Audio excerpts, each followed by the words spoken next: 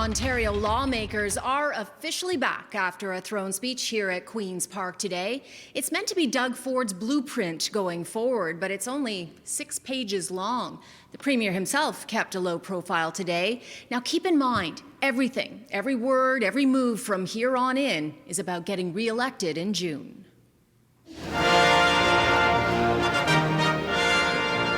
Ontario cannot go backwards. After 18 months of fighting this pandemic, we owe our businesses stability and certainty. The ultimate goal, shared by all, is avoiding future lockdowns.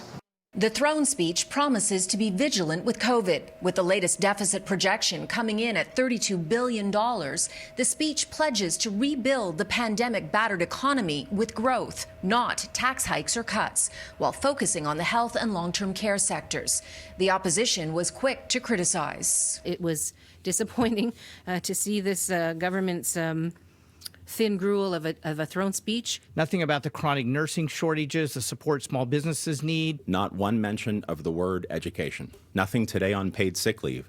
Premier Ford was in the legislature but did not speak to the media today. Instead, he went to Timmins, so was not available to comment on why his MPP, Lindsay Park, was demoted but not kicked out of caucus after the government claimed she, quote, misrepresented her vaccination status.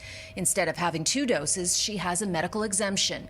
In the summer, MPP Rick Nichols was ejected from caucus for refusing to be vaccinated. He was punished for being honest, and she hasn't been punished for being dishonest. I think the Premier just needs to come out of hiding and be held accountable. As the Premier said on a number of occasions, we can't put rules out there and not expect our own members to follow those rules.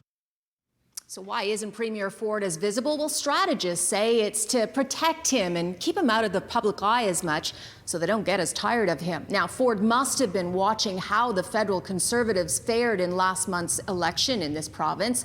He's distanced himself from Erin O'Toole's stance and is being tougher with mandatory vaccines for the candidates in this June's elections. And here at Queen's Park, the Speaker has directed anyone entering the building must show proof they are fully vaccinated or show they've had a recent rapid antigen test.